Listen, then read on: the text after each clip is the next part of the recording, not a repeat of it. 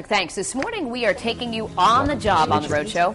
If it is one of your New Year's resolutions to reevaluate your career goals, we have some great tips for you this morning on what career resolutions you should and should not be making, and of course how to make them stick, more importantly. And joining us this morning is Ryan Sutton from the staffing firm Robert Half International in Providence. Good morning to you, Ryan. All right, let's get started. First of all, we know it is the new year, but why are so many people making, career-based resolutions right now? Right now is a great time because when you come to the last 2 years, it's been a challenging economic time and a lot of positive indicators, and with a lot of people sitting back for 2 years, it's a great time to be reevaluating the career. Now, it seems to me that we have a lot of common career-related resolutions. Let's kind of tick off some of them. What is the first one, and maybe go through them for us? Well, I mean, typically the first thing people will do is just assess where they are. For those who are in between opportunities right now, different assessment versus those who might have been in the same company for a 5-year period looking for a promotion. All right, and really one of the main ones is I want a new job. So how can people achieve that in the new year? Well, I mean, if you are currently employed, the best thing to do is really assess where you're at.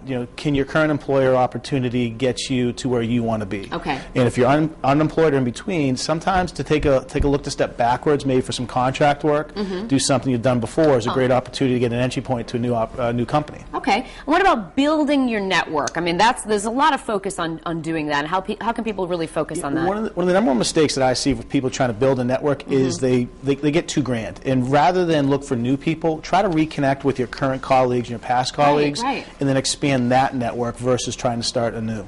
People call that touching on your sphere of influence, right? Exactly. We all know that one. All right, next one is improving your current job performance. And what do you people suggest without getting frustrated? Well, the first thing you have to do is really assess where are you? How are you performing today before you can, improve or make adjustments. You have to know where you stand. So start with a good, thorough review, and with that review, then you can then link yourself up with a mentor or have an action plan with your boss. Now, some of these are a little bit harder, like, I want a promotion. That can be really intimidating to go to your boss and say that. It can, because it's one of the more general things you hear, but it's not specific enough. What is the promotion you want?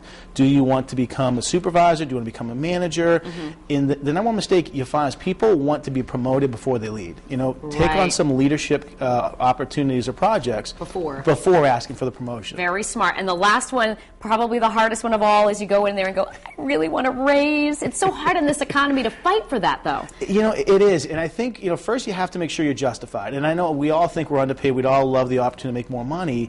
But you need to understand, are you truly underpaid? Where do you stand in the grand scheme? So do some research and understand where you fit in the industry as well as where you fit in your company before jumping to conclusions. All right, when you're asking for a raise, should you shoot for the moon? Or do you just try to be realistic? Before I go and ask, you know what I mean? I just thought, what do you think? For you, I'd shoot for the moon, but no. Shoot for the moon, okay. I think to really look at whether it's a 5 or 8% nominal increase, you have to start there. So rather than try to make up for a lack of having a raise for 2 or 3 years, start with a small step forward, and then maybe next year try to take another step forward. Then you shoot for the moon. Exactly. All right, Ryan, thanks so much for those tips. We appreciate it. And you can find those tips at foxprovidence.com right now.